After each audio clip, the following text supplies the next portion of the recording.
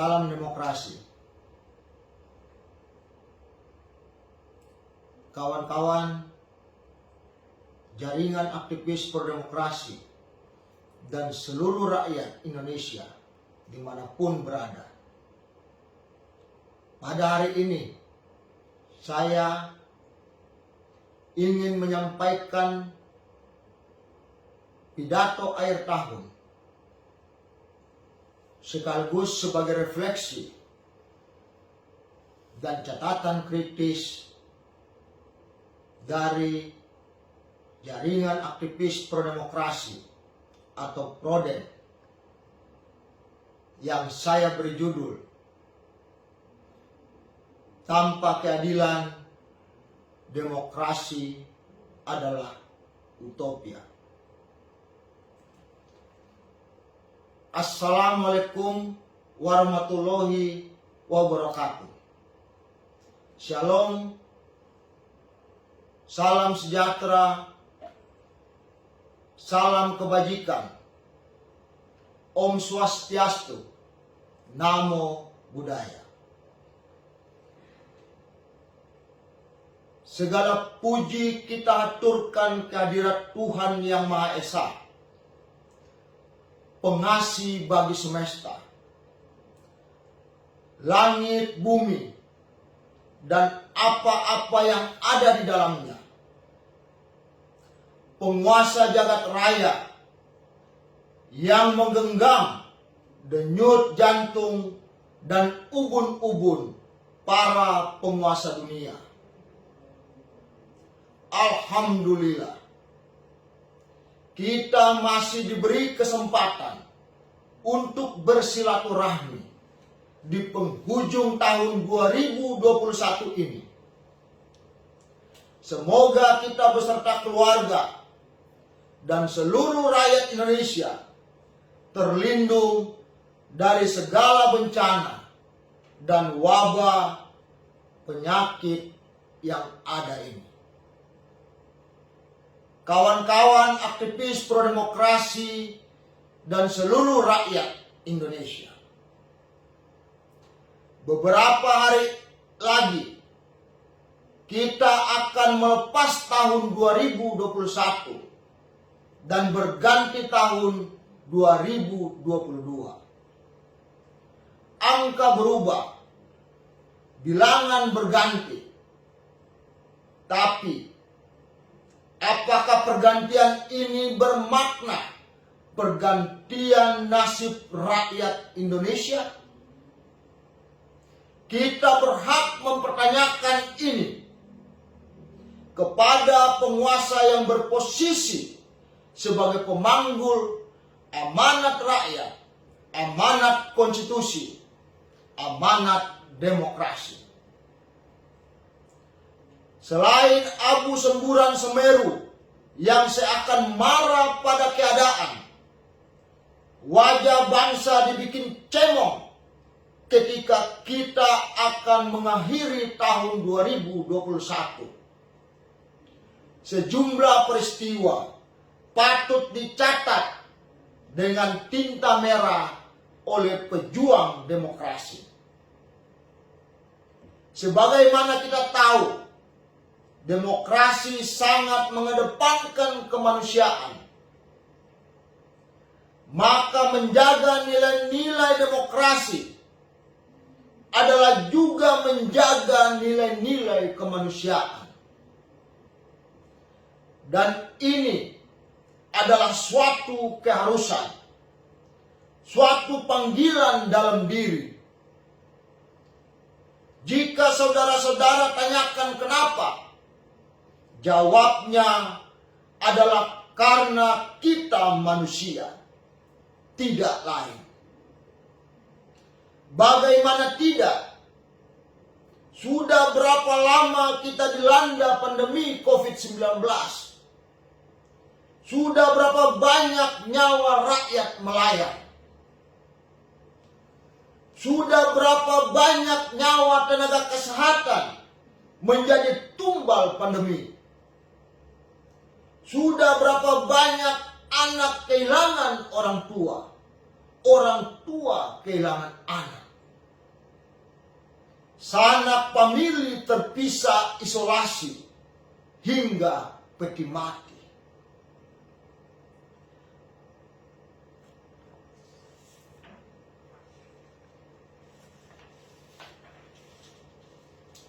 Kawan-kawan aktivis pro-demokrasi dan seluruh rakyat Indonesia, kita barangkali pernah mendengar ada pepatah yang menyatakan bahwa betapa barbarnya seorang penyair yang egois dengan sajak cinta.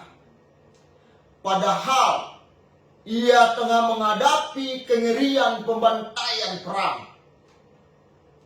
Tapi, apakah saudara pernah mendengar ada kabar hari ini? Dikala kita sedang menghadapi pembantaian massal oleh musuh yang tak terlihat, kita sedang menghadapi perang asimetris yang nyata. Ada pejabat negara yang bermain-main dengan bisnis PCR. Saya merasa tiba-tiba kepala kita dibenturkan sedemikian keras. Seperti ada teriakan di kepala saya. Hei, ada yang tidak beres di sini, di negaramu. Dan apa kau hanya diam? Ada yang sedang bermain-main dengan nilai kemanusiaan di tengah pandemi yang telah menjadi tragedi kemanusiaan. Saya merasa bahwa demokrasi dibikin cemong. Keadilan sosial bagi seluruh rakyat Indonesia dilecehkan secara terang-terangan. Sebab di tengah pandemi, ada pejabat negara yang berbisnis barang terkait penanggulangan pandemi COVID-19. Bukankah negara tidak boleh jual beli dengan rakyat? Terlebih untuk soal-soal kemanusiaan. Dan kita tahu bahwa praktik KKN, abuse of power, di dalam bisnis oleh pejabat negara atau apapun itu namanya, ia adalah penyelewengan yang jelas-jelas mengkhianati konstitusi. Maka Prodem telah melakukan sejumlah aksi untuk menjaga tegaknya amanat reformasi, amanat demokrasi, amanat rakyat, dengan melaporkan pejabat negara yang mempertontonkan praktik KKN yang menabrak TAP MPR nomor 11 garing MPR garing 1998, Undang-Undang nomor 28 tahun 1999 maupun Undang-Undang nomor 31 tahun 1999 yang kesemuanya dibuat dan ditetapkan untuk menjaga amanat rakyat yang dicita-citakan. Serangkaian advokasi lain, termasuk pembelaan aktivis Prodem atas tanah yang berhadapan dengan pengusaha di wilayah Sentul Bogor, juga kami lakukan sebagai bukti bahwa aktivis pejuang demokrasi masih ada. Prodem masih ada. Kami hadir dan berjuang bersama rakyat. Ini kami lakukan sebagai bukti Prodem tegak berdiri di garda terdepan bersama rakyat, banyak dalam menjaga nilai-nilai demokrasi.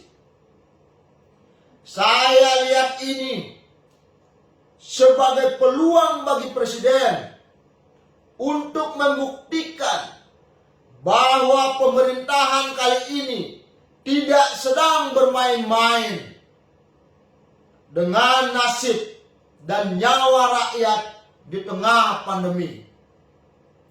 Ini adalah momen bagi pemerintah untuk benar-benar mewujudkan pemerintahan yang demokratis, yang menjunjung dan menegakkan nilai-nilai keadilan dan kemanusiaan.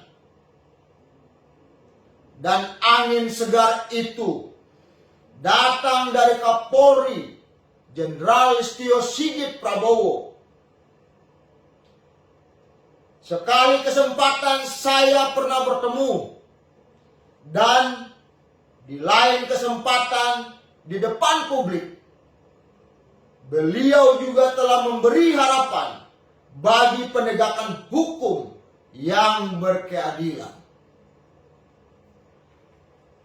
Bagi kami, ini merupakan poin penting, sebab kami yakin demokrasi yang tidak menghadirkan keadilan adalah omong kosong belaka.